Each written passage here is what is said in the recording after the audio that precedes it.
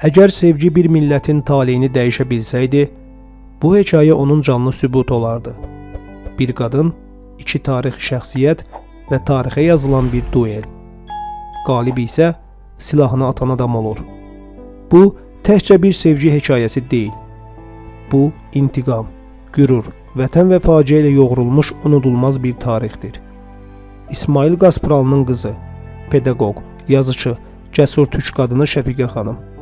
Onun qəlbində Nəsib bəyə yer var idi.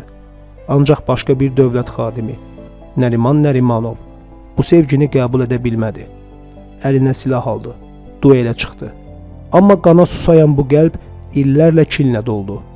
Bu kin təkcə şəxsi münasibətlərdə deyil, millətin taleyində də öz izini qoydu. Nəsib bəy vuruldu, cümhuriyyət yıxıldı. Şəfiqə xanım isə övladları ilə yurdundan didərgin düşdü. Küçələrə atıldı, məhrumiyyətlər içində yaşadı, ancaq sınmadı. Siyasi elmlər üzrə fəlsəfə doktoru Dosent Zaur Əliyevin mövzu ilə bağlı məqaləsini sizlərə təqdim edirəm. Uşaqlıq dostları olan Nəsib bəy Yusifbəyli ilə Nəriman Nərimanov arasında münasibətlərin kəskin olmasının səbəbi pedaqoq və siyasətçi İsmail Qaspralının qızı Şəfiqə xanım üzərindən olub. 1902-ci ildə Nəsib bəy Yusifbəyli Tatar ictimai xadimi İsmail Qaspralının qızı Şəfiqə xanımla tanış olur. Ancaq həmin dövrdə Nəriman Nərimanovda Şəfiqə xanım elçi düşür. Bundan sonra Nəriman Nərimanov Nəsib bəy Yusifbəylini sevdiyi xanıma görə duelə çağırır. Duel baş tutur. Nərimanovun atdığı güllə Nəsib bəyə dəymir. Nəsib bəy Yusifbəyli isə sıra ona çatanda silahını ataraq deyir: "Mən əlimi Azərbaycanlı qanına batırmaram." Dueldən xəbər tutan Şəfiqə xanım Nəsib bəyi seçir. 1906-cı ildə Yusifbəyli ilə Şəfiqə xanım ailə qururlar və bu evlilikdən onların iki övladı olur. Nərimanov bu hadisədən sonra Nəsib bəyə və Şəfiqə xanıma qarşı kin bəsləyir.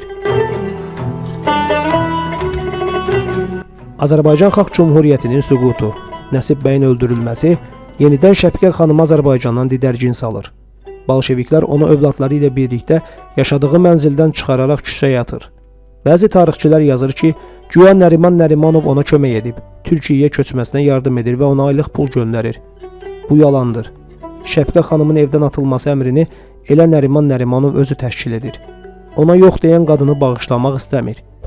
Şəfiqə xanımı bu çətin günlərdən, bəlkə də gələcəkdə repressiyalardan Bakıdakı Türkiyə Böyük Millət Məclisinin təmsilçisi Memduh Şevket Esendal xilas edib.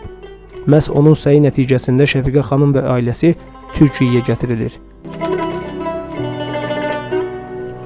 Türkiyədə olarkən digər Qaspralı övladları kimi səfarət içində yaşasa da, uşaq evlərində, Qızılayda tərcüməçilik sahəsində çalışaraq həyatla mübarizə aparır.